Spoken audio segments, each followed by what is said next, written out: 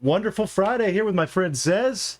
And Zez, it's like we're almost making this an actual normal kind of thing because we've been going, what is this, 2 or 3 Fridays in a row, same time. That's right. And so, that horse lover Bob McNeil is nowhere to be seen today. Yeah, he went yesterday. Thank goodness. He went yesterday. Yeah. So what's new? What's happening, my friend Zez? How are you doing today? I'm firing up. It's hot. It's hot here today. It's 27, 28 degrees. It's hot. My girls was not sleeping well. I'm not sleeping well. We just all three of us just passed out on the bed. So I just woke up. I'm roaring, ready to go. Yeah, just hot, man. Just hot, looking after the girls, doing everything. Yeah, and I'm keen to get in this conversation. Well, today. First off, so much news. Yeah. If you're talking about heat, for my friends over here across the pond, that is about 82 degrees Fahrenheit. Today, in my area, we were looking at about 36 or 37 degrees Celsius for our temperature high, which means we're going to be hitting close to that 100-degree Fahrenheit. So, yeah, it's way sweltering, interesting happening both sides. But, guys, if you're here today live with us, welcome in. Have fun in the chat. We will definitely be keeping tabs with everybody. Also, if you could, just do us a favor and hit that like button real quick. If you're on Twitter, you can retweet or like our post I just put out about the video, just to let everybody know we're live. And that way they can come and have some fun with us as we talk about pretty much, interestingly enough, one of the most busy topics in all of like retro. And strangely enough, right? You hear something? Sorry, wait, hold on a moment. All right. We're going to let Zez go take care of things, of course, because he has possibly some kind of newborn fever rush thing going on. But what's going on with everybody else? I have behind me, I do have a freshly restored PVM, which I showed a little clip on of Twitter this morning. It's awesome little PVM. It's a 1343 MD. It is one of the ones that I have ready to go. And if it doesn't sell in like the next week, it's probably going to end up being at the show in Hartford, Connecticut, Retro World Expo. This one, or I mean, if it sells, we'll have a different one. But in case it doesn't, it will be there.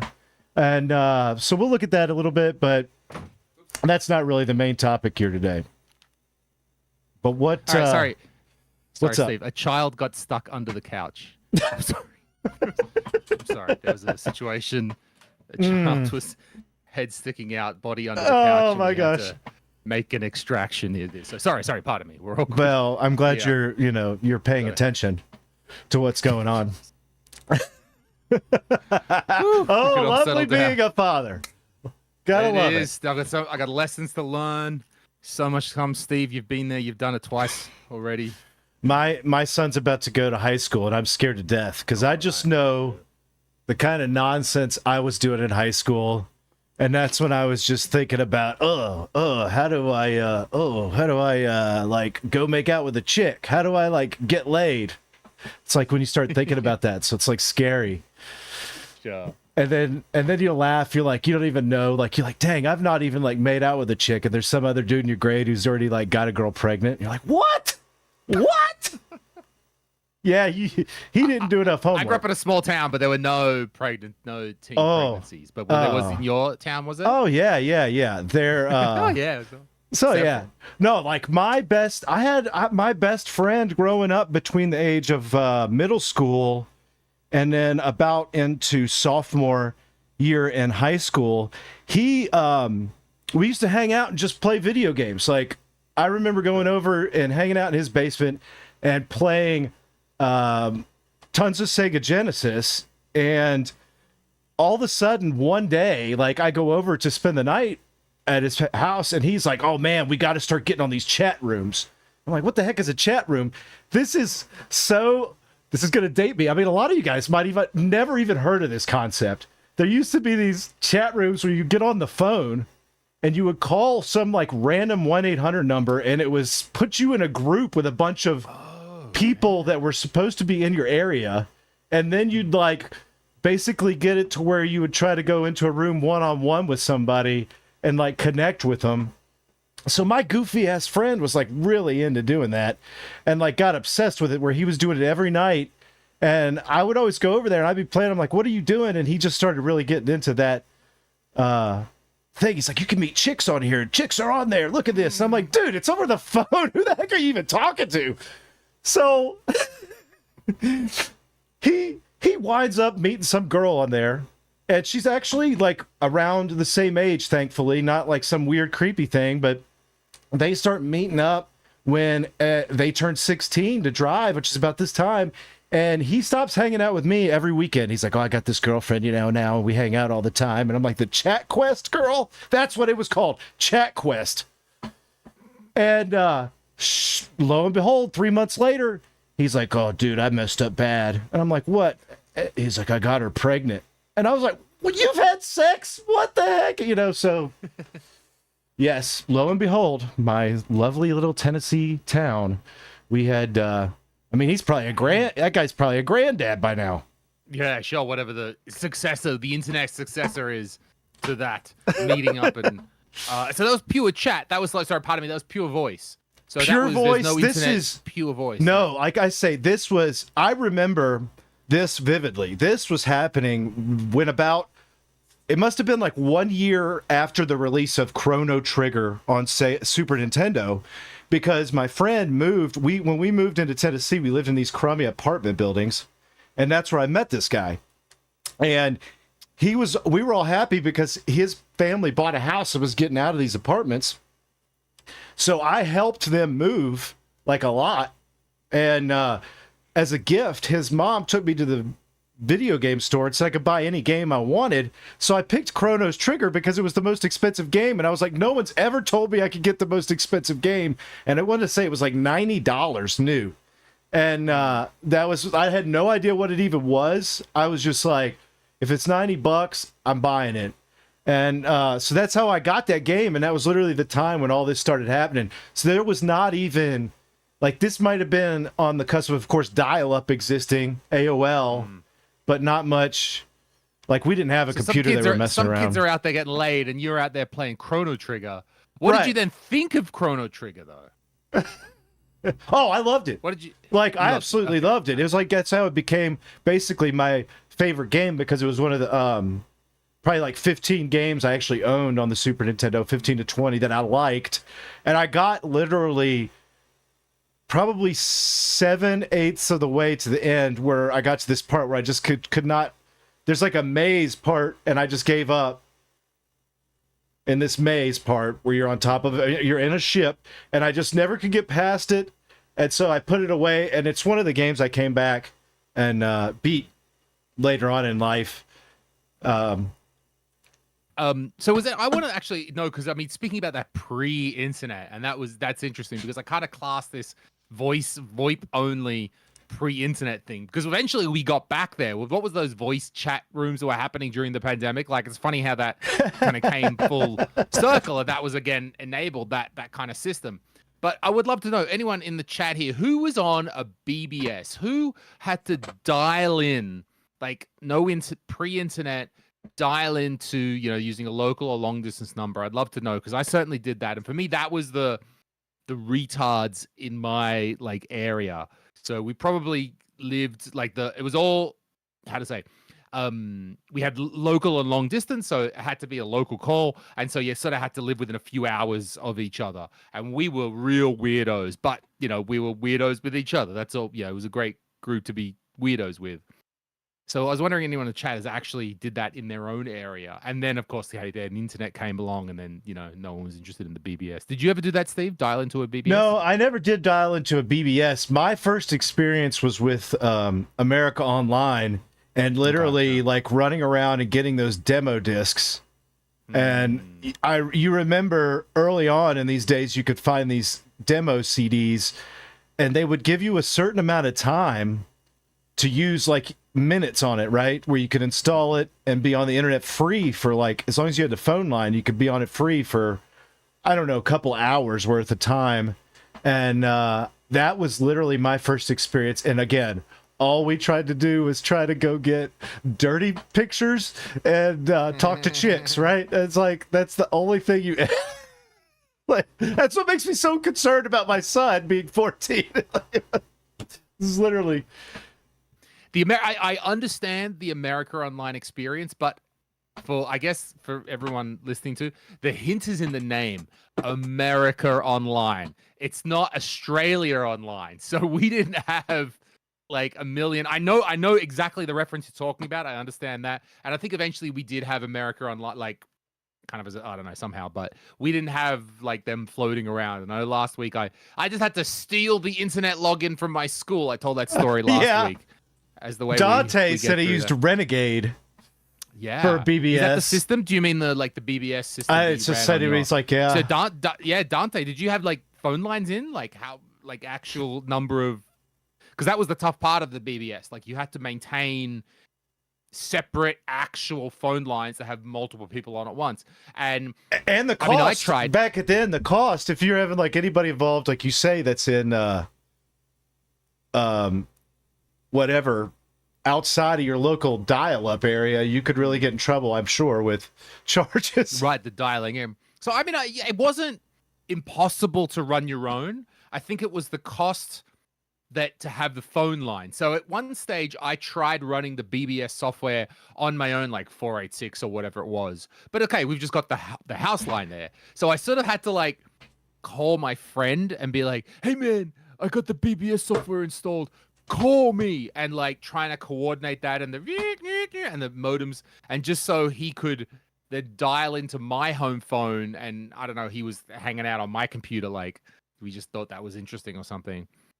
He had my own line, so you couldn't go in and like get into like a general room with like random people. Plus, like if you were right, yeah. So BBS's. There was a back-end way for them to communicate. So typically it was just like an isolated server. Like you dial into someone's computer and it's kind of isolated. But there was a back-end way that I want to say stuff like news, Newslet, Usenet, maybe some mail, maybe files. And they would be synced like offline by the sysop, the system operator. I forget the name, maybe Dante can help me out here. So there was some sort of decentralized greater web that was going on there, but didn't have to be. Like only the bigger ones were part of that system. It might just be that like if there's only one phone line, I dial in and I get my 20 minutes and I leave and I quickly reply to my mails and I play a quick game of some text game or something, and I download the half of the Doom shareware, and then I get off and the next person gets on, and it was this like almost like a time sharing system. Okay. Yeah, so Dante did leave some more stuff in the chat. It was a software. He said he had a tape drive that would turn on and wake him up, and he did have his own line, but yeah, he definitely got into trouble with his parents for getting some high bills on that line, phone line. So, hey, thanks again, everybody, for showing up. Thanks, Pablo Romero, Steve's Assorted Stuff. Awesome to see you here, man. Gonna have some fun at Hartford, Connecticut with Steve. Arcade Ages, CR Teaser. Oh, yeah. Thank you for coming. Yeah, when is Hartford? When is Retro? That's Retro World, right? Yes. Ariel Aces, Manuel, Rob Cat. Thanks, everybody. Edward, Sincere. Yeah, so that's September 12th, 13th, and 14th is going to be happening. I'm trying to get things ready for that because it's a lot of work that I have to get ready. And that's got a presentation. It was interesting. I told the promoter that I would definitely come, and he said great, and then he's emailed me back a couple days later, asked if I wanted to do another presentation, and I said sure. I actually assumed I was, but I guess he was just going to let me have a booth before that, so I could have taken it easy and not actually done any of the presentation. Yeah, like a sucker. But I guess I'm too big of a sucker for like attention where people have to listen to me for 45 minutes. But unlike this stream, yeah. So we're gonna have fun, at that convention. I would suggest anybody that's thinking about going, come. It's gonna be awesome. I'll have that workshop, but there's gonna be a lot of great things, a lot of great people going this year. It's the 10th anniversary of the convention. So we're looking forward to that. And we may get lucky enough to have one of the big players now, one of the new big players that's entered the ring of retro gaming cables. How's this for a transition, Dez? You're smooth. We may have Smooth as one well. of them coming to Retro World. I'd be surprised if he doesn't. And that is the new owner of, or at least partial owner of, Retro Access Gaming Cables, our friend Kyle, Kaitor Industries, who has apparently been the man behind the scenes to go and acquire what has been an interesting case study the last 6 months in gaming cables. Absolutely fascinating story this week. So the news broke that Kyle has and our partners, and so yeah, Kyle's Right, yeah, let me go get with the a partner, official. maybe the brand. We're not quite sure, and that's why we want to discuss a little bit. Like, is it it's the brand, the product, the business? I guess you might broadly say of retro gaming cable. So taking that burden away from the former owner Rachel and under new management, and it's extremely interesting. And I think there's a lot to discuss here. So first of all, do we know it's not just Kyle? Sorry. No. Else I who's want to got, go like, a ahead. business Let's partner? pull up the official statement here first, in Oh, case yes, somebody has not seen this. This did come out.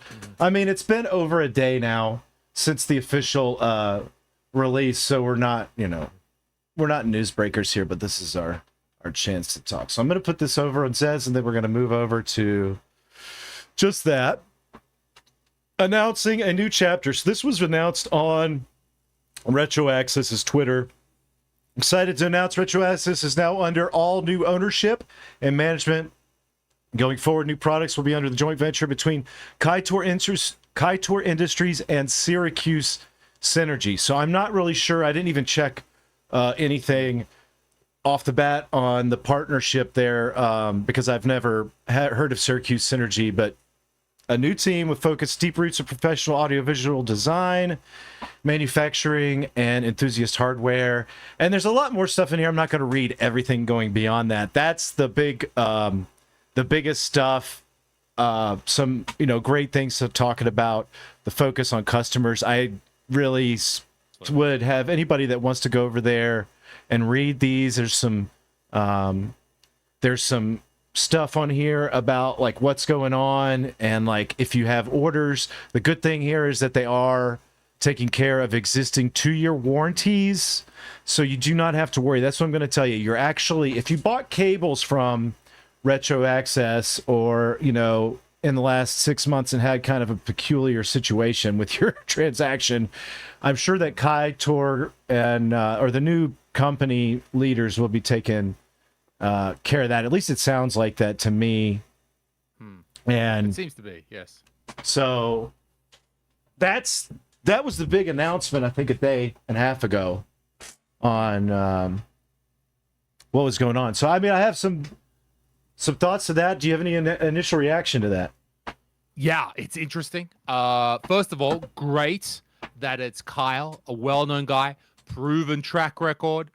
So anything that I might ask questions as we're moving forward right now, I guess I want to establish the base. Look, Kyle's a legit dude, makes legit products, completely believe that he is going to be able to produce a quality product going forward. So this is all good stuff, right on. Like, this is a happy days for this. Yeah. I think there's still questions. I think Yeah, behind there's the definitely a scenes, lot I of have- questions, right? Still, but So, I mean, Mike, yep. go keep going. No, I want My you. first question really is, why buy the Retro Access business? If you are someone who is sufficiently skilled, as Kyle certainly is in these areas and is able to do that, what has been the advantage? Is it solely the brand name?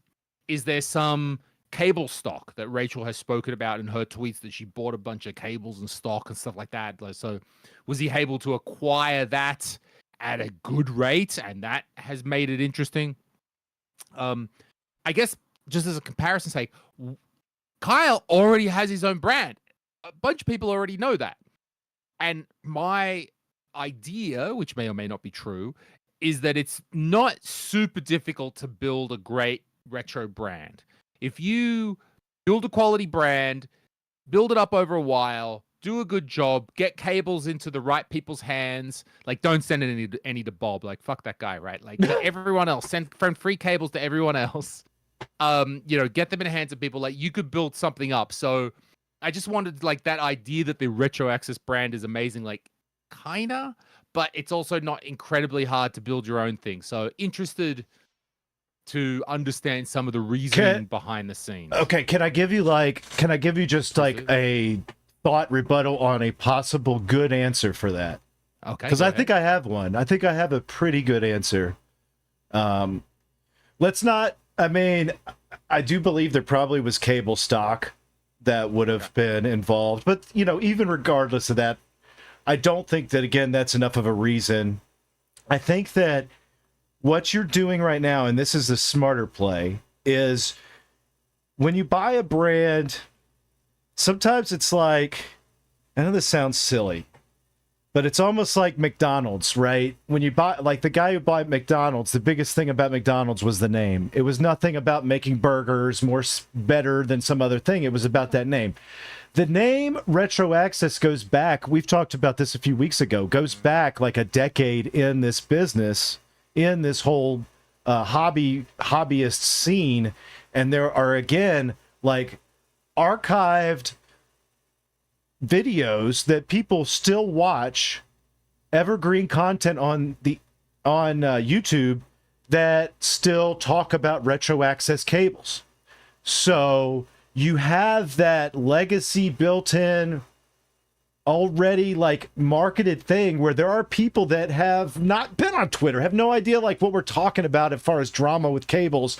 They may have bought some cables from Retro Access 3 or 4 years ago, and now they're just going to go back and buy Retro Access cables again if they want to, right? They have no idea, like, right? I mean, I feel like that there's an inherent value to it that way, where you do have probably some, I mean, and it's been proven kind of with some of the people that still even know what's going on and have been like cheerleading the crazy Twitter posts, which are all gone now. But, the comments on there where it was before all this. So what you're saying is the value of the brand. So where I was sort of saying there is, okay, I think there is a value to the brand that like, again, like there's like 5 huge CRT videos on the internet, or like, again, if you start rolling back the time, or you roll back the clock, and like we're talking about these the RGB series from My Life in Gaming, which is like that whole RGB classic stuff, all that. If you find an RGB cable in there, it's going to be Retro Access, I guarantee you, because they were pretty much the only ones during that time making them.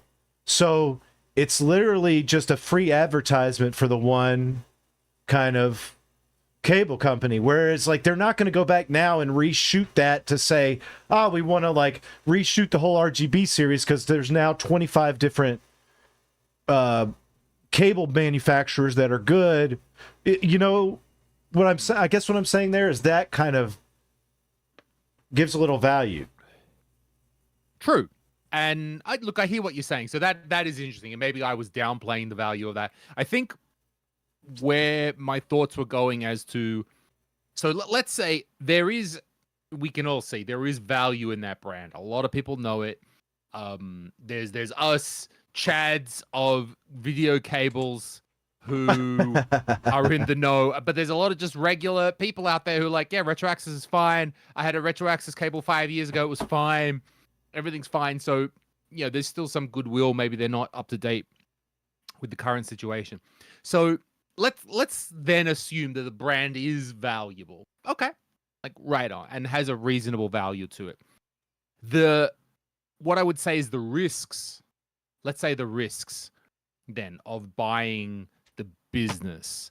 And what might be one unknown is due to the difficulties that Rachel has had in the last several years, this is my personal, it seems like things have been slow. I see a number of reports that maybe quality has dropped. I don't know if that's true or that they're just outliers who are complaining. My point being, you're also taking on the liability of the people who are of those 2-year warranties. You are taking on the liability of those 2-year warranties. Now, I guess Kyle has done his research, done the sums, and balanced off value of the brand versus the liability of the 2-year warranty thing. And that's, I guess we don't know, right? We hear a few crazy people who are very anti-retro access, and, you know, we understand the internet's full of crazy people. So what do you think, Steve? What do you think about that? Yeah, that I know, balance? right? I mean, there's always that. Like, we're still talking about,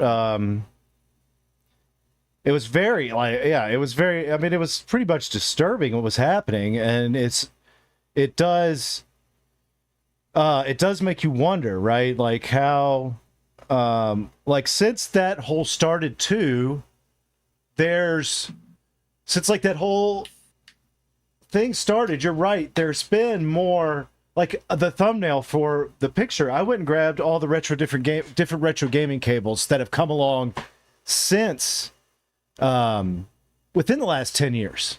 So, I mean, you've got now, I mean, you've always had HD Retrovision, but now you've got Insurrection Industries, you've got Retro Gaming Cable UK, you've got Retro Upgrades in the UK, you got, I mean, there's like I'm not even thinking about everybody. You've got Edward, you got Mike Chi now. There's so many options. You know that's taking away from the amount of orders that she probably, or the business probably had when they were the only reputable cable maker for 3 or 4 year period. Then there's a lot more. I mean, like everybody I just mentioned makes a good cable, right? That there's different levels of what they do in between there, but now we've got all that plus Retro Access back making cables. And like I say, I mean, this year alone, right? That's a lot of cables being made, a lot of players. It's a crowded marketplace. So right I don't now. know. Is it crowded, or there's a bunch of other people? Yeah. I don't know, right? Is it crowded? I guess we'll see. I mean, we've talked to Mike about this behind the scenes, and I mean, I don't want to like say anything that's too crazy that revealing from what we talk about from him, but we could say this, that he told us it wasn't a product line that was going to be immediately profitable. Not to mention, it's a product that is manufactured with different components, and you have the wishy-washy crap going on with tariffs that you're supposed to tell where every silly component comes from, and it's all adding to headaches, adding to ultimately cost that's not even going into the profits of these businesses, which sucks. So yeah, let's and also, these are a lot of the things that I want to kind of like sit down with Kyle and talk about, like what's going on and if he's going to be at the show. But I mean, it's not a lot of this stuff is like business that I'm sure people don't want to talk too much about, because right, you don't want to have everybody know how the challenges of business and what's really going on sometimes, or maybe you do, I don't know. But and actually, a point that came out in last week's stream, and maybe it's relevant to reiterate it here again. So there are some cable makers who are making them by hand. If it's not a bespoke order, they're still, making them themselves. So it seems that Retro Access is in that camp. Now, at least Rachel was previously. We don't completely know what Kyle's going to do in the future. That's up to him. I'm sure it'll be high quality. You've got someone like Edward in Albania making him, by hand. And then you've got the other side, which is like Mike Chi. And Mike gets them made like in a factory professionally, because Mike's working at a different scale. He's already been in this business for many years. Or like HD Retrovision. Those are the two. Like those two guys, right? They're already getting them. They're getting them made out of some foreign factory, but they get the high quality, they've got the contacts, they've been doing it for so long that you can still guarantee that that's an extremely high quality product even though it's made in a factory, right? Because they have already been through the crap to get through that. So there is a little sort of, I guess you can differentiate sellers. I think Insurrection is getting them made, but please correct me if I'm wrong. I thought that Insurrection was getting them made externally. Again, I'm sure. Like, I know, again, the guy who owns Retro, and he does not. This is not like, I know he's not sitting in his basement soldering the cables. I know that there are orders being made somewhere. Right, and it's completely possible. Oh, also pointed out Retro Gaming Cables UK. He does make them bespoke. So I know he used to, but I think he might even be changing. Again, we're talking about. I don't know for sure, but it is an interesting dynamic to all of that. Exactly what you're mentioning. Which one are you? What is that effect? So clearly, Mike G can't make custom cables. Where I guess Retro Access's big thing is going to be custom cables, and that was a topic in the Twitter post. Like saying, like, will you offer custom cables? And First Car's like, hey, for the bidding, we'll just offer a few lines, which is very smart business move. Of course, you don't want to go crazy at first. Yeah. So, differentiate those two. Yeah, I definitely think so. And then, because you're having like when you, those guys making the higher cables, there's a lot of that's a lot of like research development, and then getting manufacturing keyed up to a way that I mean, just like any larger product, it is manufactured somewhere and then either partially assembled or whatever back here or just sold. You're getting two different, obviously, levels of quality. One more like the stuff that you're getting that's made mostly in that larger facility stuff is already made, like you said, off the shelf. It's like you have a half a dozen options that are great, but if you don't have what you need, then it's always great to have another option that may take a little more time, but can do something custom to your needs at a high quality level. So the need is still there for both. But I think someone like Mike, because Mike's already been doing this for so long, getting the RetroTink made with quality suppliers overseas. So he's already done that. Exactly. Like, if you're just a nobody coming out of nowhere and you've got to build relationships with Chinese guys all the way over there, like who knows, right? Mike's been through that hell already. Right. So he's able to leverage that. He's already got a good relationship. We know these guys can build good stuff. So right on, I'm going to do that. And that's why it might be harder to start making, if you wanted to produce in China and you've never done that before, by shit, that's going to be hard. Yeah, you can't go and also think about it. You're not just saying, I want to go do this. You want to go to make like a complex product that has to be built a specific way, or if something small is wrong, it could bankrupt you. Like if you're doing a large run that's $100,000 and they're all made incorrectly when they get to your factory and you can't basically easily recorrect it, or, it can put you out of business really fast. Sure. And this may be all one of the reasons that one of my big desires has always been to have high quality reproduction of not just SCART cables. I want good composite and S-video cables, which we do have a little bit of productions of those with Retro Frog making composite video cables for a couple systems. And then the same thing with Insurrection making S-video cables for a few systems. I want to see more of that as well. I would love to see an expansion into reproducing Nintendo multi-out, high-quality composite cables. Because other than the OEM ones, I don't see anybody making those. I think it would be fun if people made like really long ones and like charged more for that. And even other consoles that I don't sound stupid, maybe even like RF, I don't know, adapters. It sounds dumb. It's probably not, no way is that probably conceivably profitable to make RF adapters for something, but I think composite and S video cables is a market that there's still I people think if you go buying for that. RF, you probably want to go to that adapter, the RF Right. composite adapter, to have that. And then I actually haven't checked on that for a long time, whether that is still in stock or what was the situation with that. Which is a whole interesting other situation. That's like I guess it's an analog video device, but it's a device, not a cable. The Yeah. Yeah. Pork Chop Express made the device to do composite to RF, which I think was an amazing product. But Yeah. it's not really a cable. And I imagine he was still getting that developed. Again, someone who already has developed a lot of stuff, already has the contacts, already has the manufacturing facilities, and able to get something spun up. So yeah, Retrofrog is doing those. So I guess who knows? Maybe Kyle's able to expand. I guess we don't know Kyle's strategy right now. Will he? He's going to stick to a few popular lines right now. Makes sense. But where will he expand after that? Will it always be handmade in the USA cables, or is he looking to? I don't know. Maybe I don't know his work. Has he got the contacts in other countries to able to get them made? I don't know. Is he looking to outsource creation? That will be very interesting. I think you're right. And I mean, of course, we wouldn't know these things. This is a lot like we pretty much found out.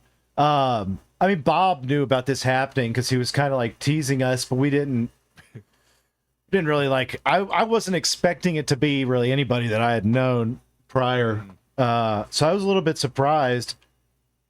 I got to admit, I thought it was going to be super way more dodgy. It's actually turned out pretty legit. I thought it was going to be super dodgy, and it actually wasn't. So right on.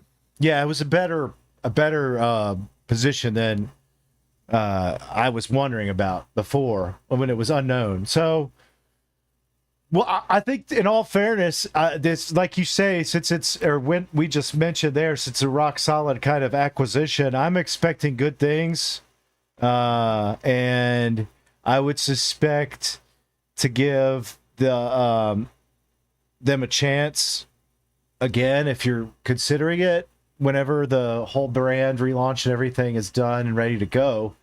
And I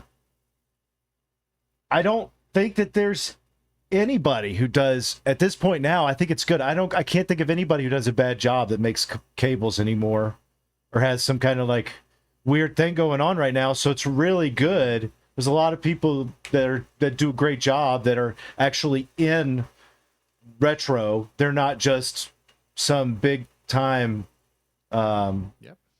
company that's making generic stuff. So that's the only thing I would say is stay away from like just regular old eBay or AliExpress. Oh, bro, and what you don't want to do.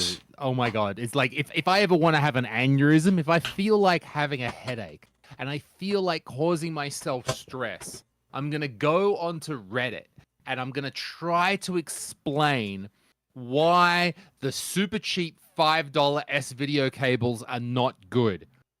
Because you'll just get an avalanche. I bought the eBay S-video cable that they were fine. And it's just like trying to explain shielding. And it's like, yeah, it was, look, S-video is quite a resilient format, so it probably kind of worked okay. But, you know, you can actually still get a better result if you get like a decently made cable. And China, the people who bought a €5 S-video cable have never ever seen S-video before, who went, oh my God, it's amazing. And then will vehemently defend that in Reddit will absolutely give me a heart attack. So when I want to hurt myself, I comment on Reddit. Well, so what do you guys think about the, if there's anything that you guys would like to mention or bring up about cables, please do so in the chat. We could, Zez and I can kind of throw it out there. Robinobi's talking about, he's hoping, he's got a few retro access that he's hoping will be honored by the new management. And he's also had retro gaming cables from the UK and they've been solid. I've got 2 or 3 retro gaming cables from UK cables and love them. Think they're great. No problems, with that. Long cables are very interesting. I don't know, maybe someone in the chat or maybe Steve, like how long can a good quality shielded analog cable actually get?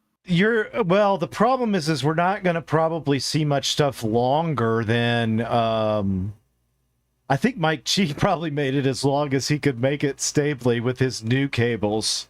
And then you got high quality shielding on top of that. I think that you're talking about it seems like you can get a longer cable depending on how lower end on the spectrum of quality signal you're getting. So just composite can get longer, and it seems like I don't know if there's something where the signal breaks down the further it goes. I know that does happen, but I don't know what the exact length has to be. But Right, how I long feel would it like be? that for some reason, like Nintendo was well known for this. I have plenty of old school Nintendo OEM composite video hookup cables that are 3 times longer than what seems to be every other standard composite video cable that came out during that time period. So I feel like that is achievable for those I mean, lower I standards. think I feel like regular, like what would that be?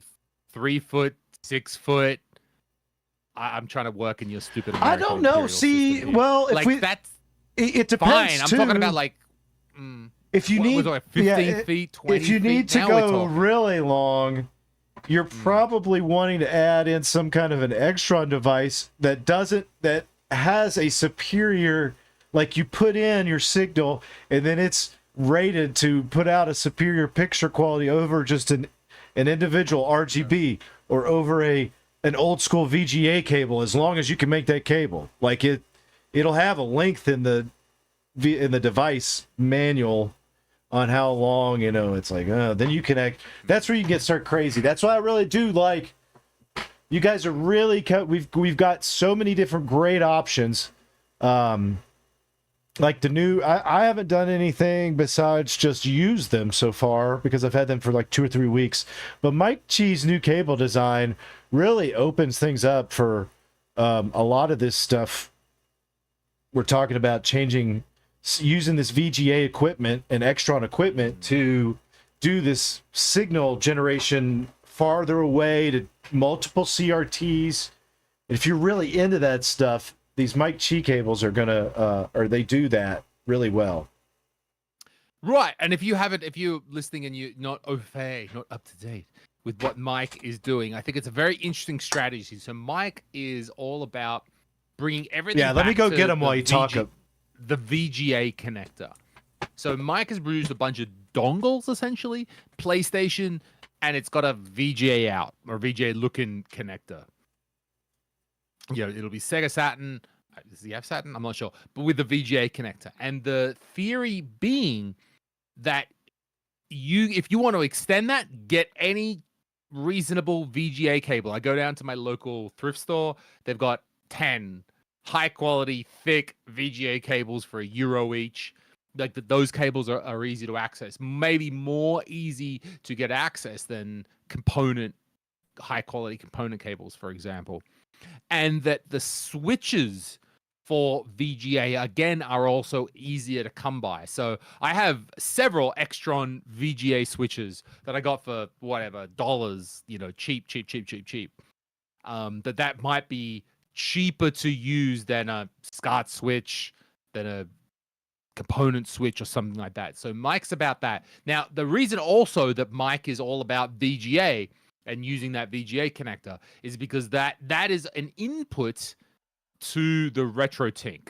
So it is if you are using the RetroTink ecosystem, then these connectors also sort of will go directly onto that. Oh, I can run it PlayStation, get the dongle, get a VGA cable, and it runs directly into my RetroTink right on. So that's another reason why Mike Chi hasn't been so concerned about, I've got to make profit this month with my cables, because his VGA dongles are about contributing to the RetroTink ecosystem that you may want to use if you're already using his products. You got some stuff there, Steve? Yeah, I got a full thing here of stuff. They're like superior level quality things here. Let me go and we'll just show this side of things. for a second. So first off, this is just a standard VGA style cable, which you can see, but it's got this lovely, like, it's not, this is super high braided cloth encased cabling all throughout the cable. So this is just the standard. It's got audio broken out in it, so you can still feed audio through these cables if you need to and go from point to point. And there are Extron devices where you can connect a cable like this, and there will be a port in the Extron for audio support that connects with these. And then that end, either end of this, can connect to the dongles, which I have two of them. I have the Genesis dongle, and then the, I know I'm out of focus because my autofocus is turned off, but I have the two dongles here. Genesis, and is that a Nintendo? And it's Nintendo, and these are awesome. Again, they just have a VGA connection here, and then there's a port on the side for audio. So if you just want to use the video out and you want to use audio, you can get directly out of the dongle here for your audio setup. You can get it straight out of there. And then this other, there's a couple other cables. You have that standard VGA, but then if this awesome, again, this one is for BNC, which has the VGA at one and the BNC at the other. And this you can, even though it has 5 colored BNCs, you can use that obviously for both separate sync, or you can just use the yellow for regular sync for 240p in the gaming monitors like we normally use. You could just use this cable and go to the dongle and go directly and have no more SCART, right? If you just want to use this, you can have no more SCART. If you still need SCART, there's a SCART cable that incorporates the same design again, where you're moving the dongle over, and same setup here. It just goes to a SCART that time in case you're wanting to go to some kind of SCART switcher. Really amazing. Like the big thing about here is I have problems, and this happens with every cable company that's ever been made that is not using braided cables. I switch my cables in and out so much that the cables start to wear along the edges here, and I always end up having to tape them up just to preemptively protect them. Well, right here, this is just such a beautiful, high quality, that braiding is making it to where it's much harder to damage these. So getting these are expensive. even old stock of VGA to BNC, like they're out there. Like that was a kind of a thing back in the day. So I've got like 5 of them sitting right here that I've just found in secondhand stores and stuff like that. So that VGA ecosystem. So I guess you could just get the dongles. Like if you are, if you had a whole setup set where literally you're using Extrons, you could be like, man, I could just buy these dongles now and use your standard cables. You don't even have to change the cables, really. I guess that's what Mike Chi with RetroTink is going. Like he's got a different idea about how you might set up your analog video ecosystem.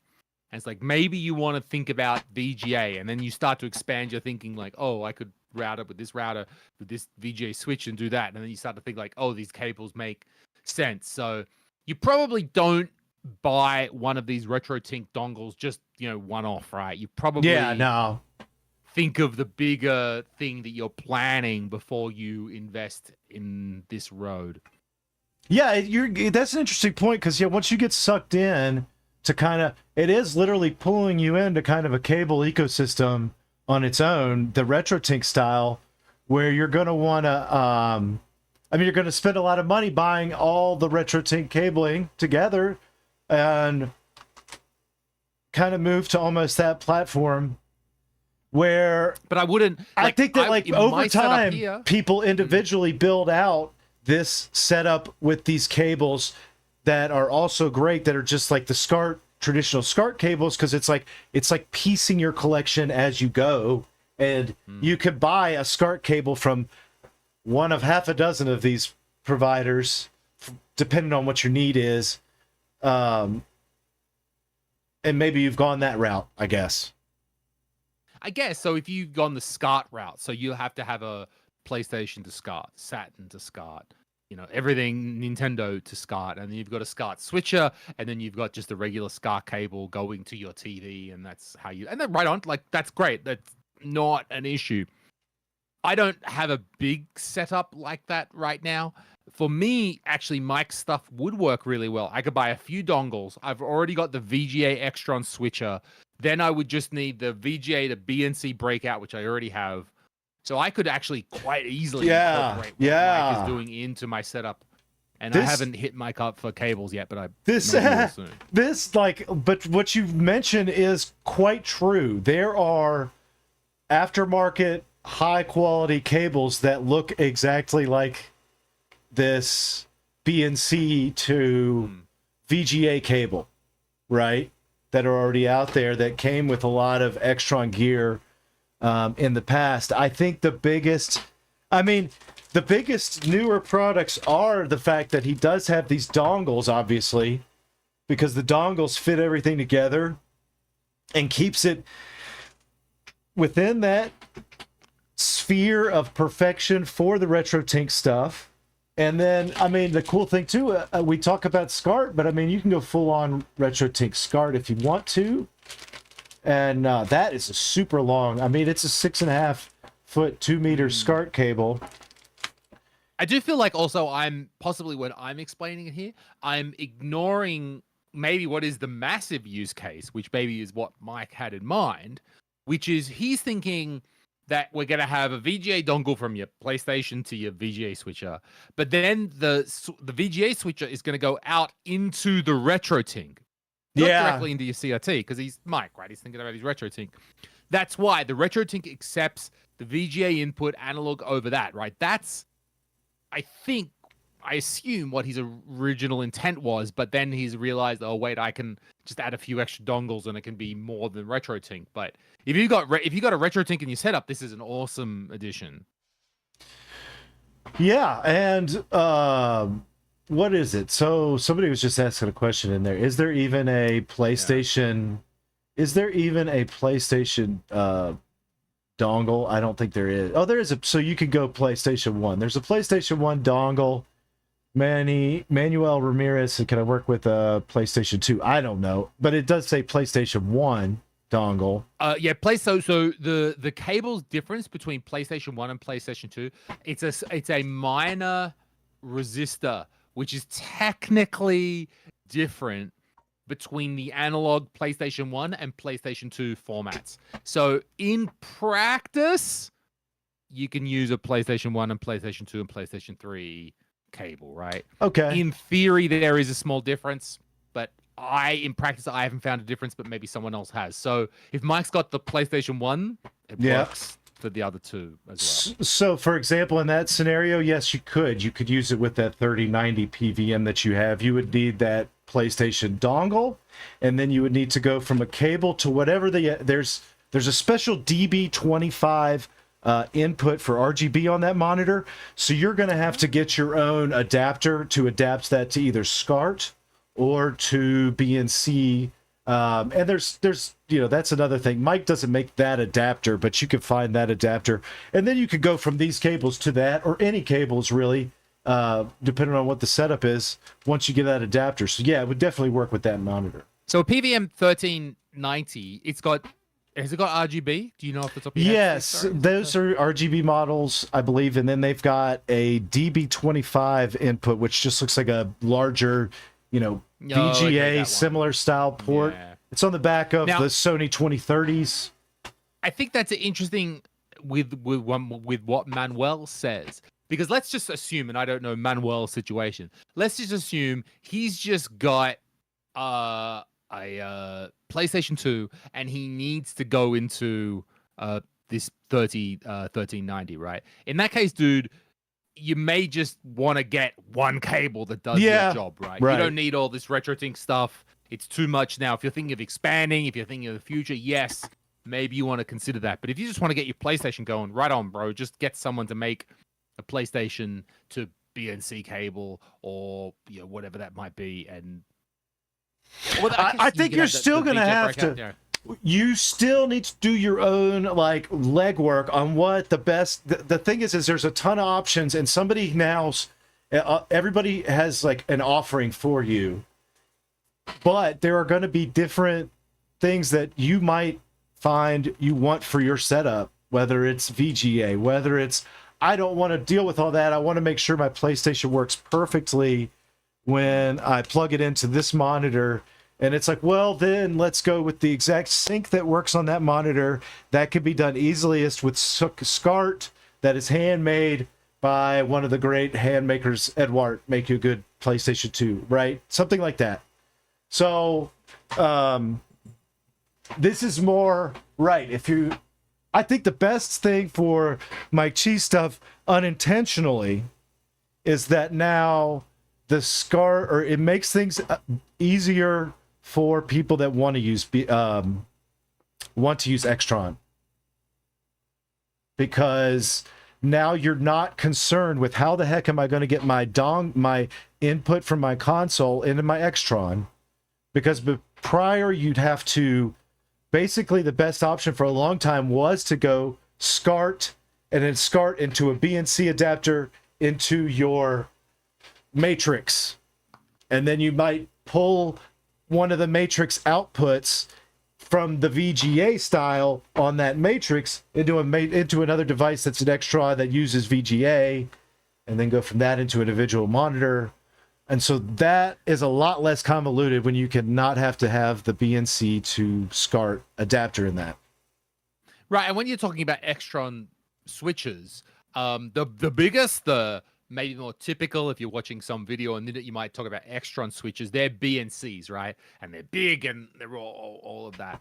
I was able to acquire a couple of VGA Extron switches, and they're thin. They're like one. Yeah, right. They're much better. Right? They're really small. They have audio. You can still route. They have an extra plug for audio as well. And that's for me, and I got them for like $5 or something, right? Like not like a massive thing that cost me a lot of money. So if you could find those, maybe. But that's also very interesting that we're buying these new cables, we're doing this whole new solution, but our switches are still like secondhand, still old. I don't know if making a modern VGA. I mean, switch. Maybe that's the we're literally buying we're buying Extron equipment for lower than scrap prices, or I mean, like literal scrap prices. The Extron equipment when it came out would have been ungodly expensive, just like the monitors. It's just something that never holds its value on the secondhand market because there's so much of it. And it's easier to ship. It doesn't really need it. I mean, it's bulletproof almost. Like, it doesn't need a lot of repairs and service work. So I feel like that's definitely held its case. And it's always been a pain in the neck to use, right? I mean, it works, but it's not as straightforward as it could be now, I think. What do you mean? Sorry.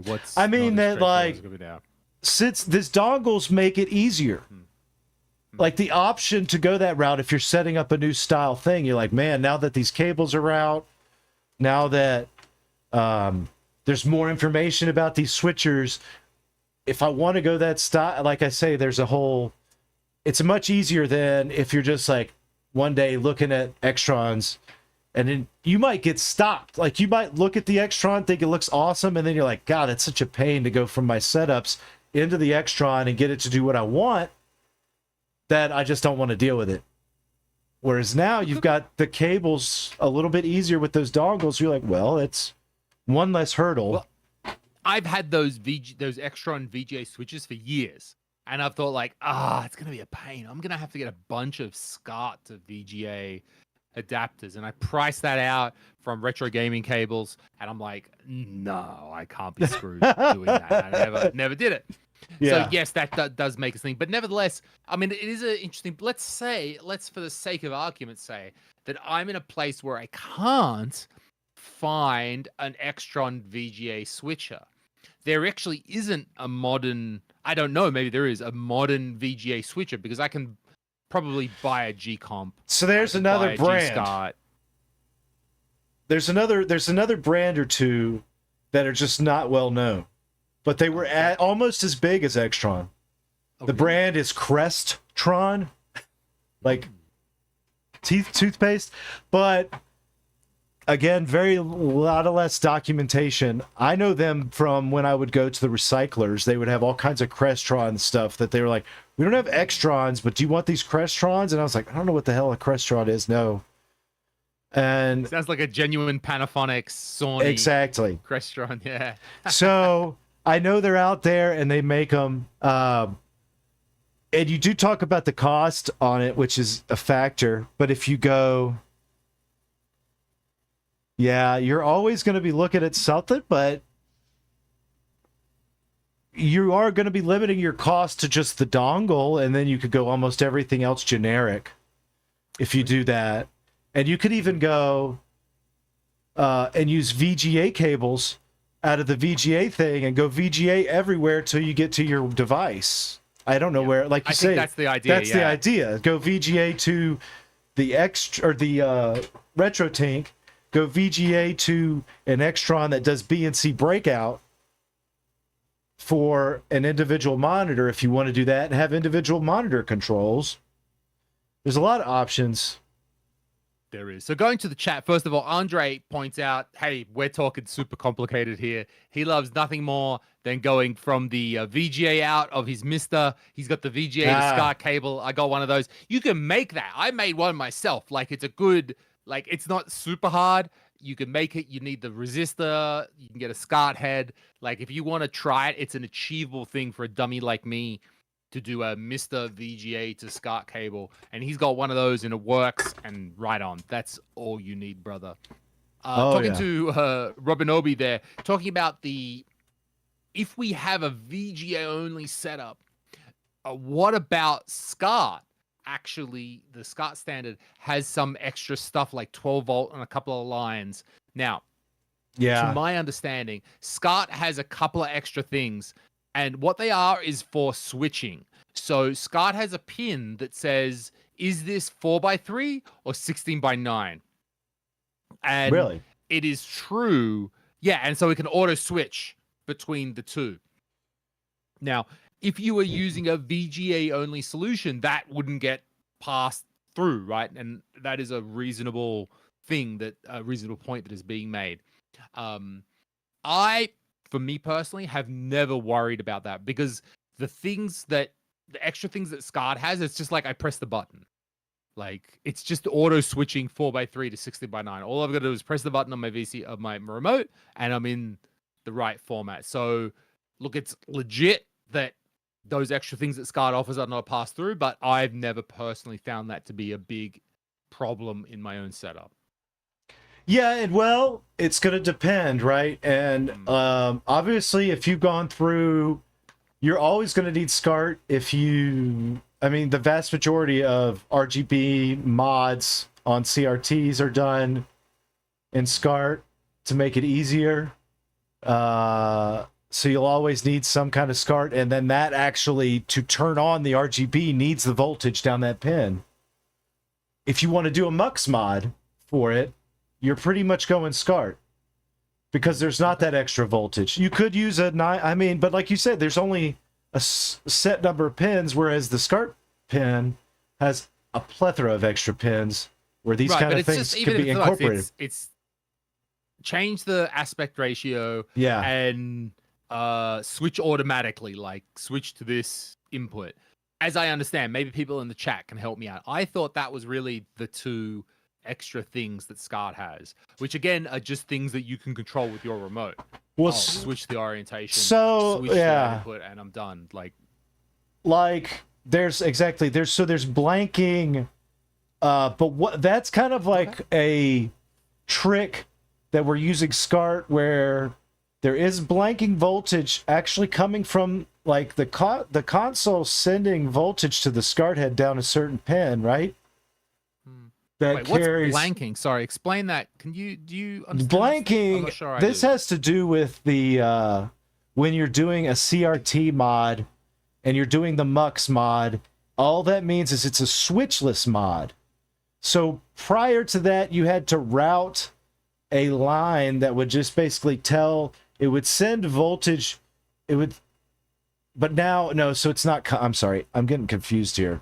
Now we're talking about so much different stuff. The blanking is coming from the TV itself, okay? Blanking gets engaged by the TV on its own when you tell it to go into the on-screen display menu. So when you hit menu on your remote, that's basically sending the blanking voltage to the chip to put the on-screen display in RGB over your image. That's why you see the menu. That's why you see all the adjustments. So right, yeah, I'm looking up. I got to admit, Steve, all I did was go to ChatGPT and ask what is so blanking is the switch to RGB. Yeah. If you send 0 to 0.4 volts, it switches to composite. If you send 1 to 3, it goes into RGB, and over 3, who knows what's going on. So it's too high. As I've read from damage this stuff. blanking is the auto switch. Yes. Yeah, so it's an auto switch pin that basically turns it on and sends that voltage in, tells the device that's receiving, oh, we're ready to go into RGB mode, and then it starts working. Which again, just hit your remote. So look, not as convenient, I admit, but I've never found it a big issue for me. Just yes, done. We're good to go. Right. There we go. What's up, Dell? Yeah, so that's like the big cable stuff. Man, we got like really weird for a second. Yeah, probably we blew got over a bunch of people's head. I gotta head off in about 5 minutes or so. We've got we can like time up. We can like close it out here. This has been a good chat on things. Yeah. Any more questions you've got in the chat, please drop them in right now. We'll see what happens for next week. I believe that we're getting closer and closer to this convention. I want to keep like talking about it, getting like a lot of fun. Maybe we can take some like memory strolls down memory lane and look at some stuff that happened last couple conventions and talk about it. I'm not sure. We'll see. But maybe we'll figure it out. Next, we'll see what happens. Maybe something else will happen between now and then in the retro gaming space to give us something to talk about. We'll find something out there. Andre says the blanking feature was originally meant for closed captions on CCAM, so we could insert them in. Look, that's like that one sentence has opened up so many interesting ideas. DCAM, if it wasn't for CCAM, you never would have gotten SCART. Okay, the French thing, yes.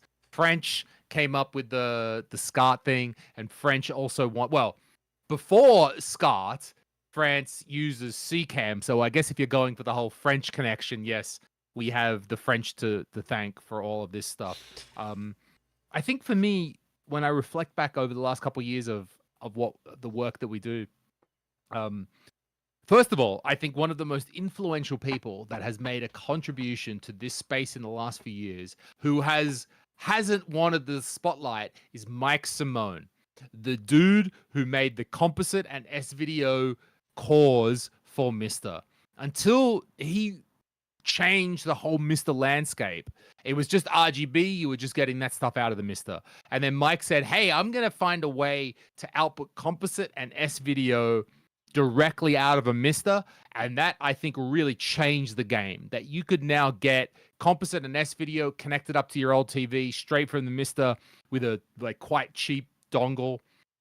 And Mike is this really humble, introverted dude. Like, I wanted to get him on the podcast. He didn't even want to talk. Like, and again, no, like, right on. I respect that decision, but Mike didn't sort of want any of the publicity that comes around it.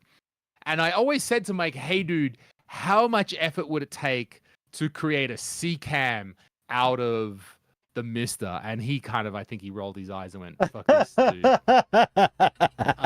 Thanks for giving me. CCAM is so weird and interesting to me. And, yeah.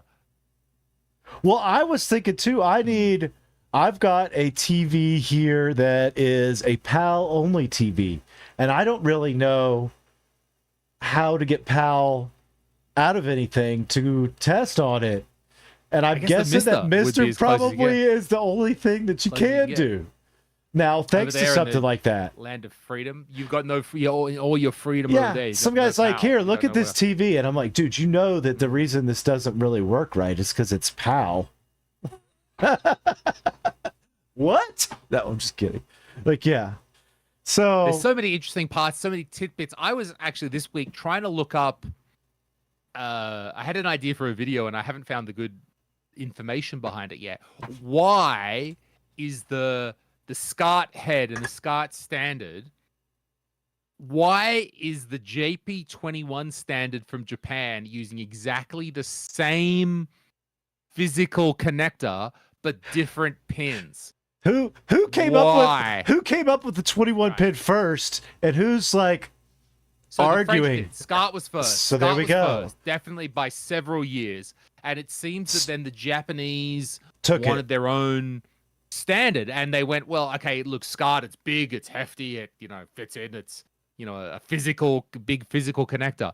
But for some reason they changed the pin out, and that I cannot find information on. I found some technical docs in Japanese, and I need to get some Japanese people to help me understand, like, is there any info in, like, why wouldn't you just use, if you're going to copy the physical connector of SCART, why wouldn't you just take the pin out as well? It's fascinating. It's one of those weird oddities of history that I haven't yet got a great answer from. But SCART was definitely first. JP21 was like 3 or 4 years later. Interesting. Yeah, and it is interesting how you often wonder, is that like just the way they designed it, or was it like a primitive, early on, almost anti crossing, like we don't want people using our cables outside of our ecosystem, so we're going to make it almost incompatible, right? On purpose. Right.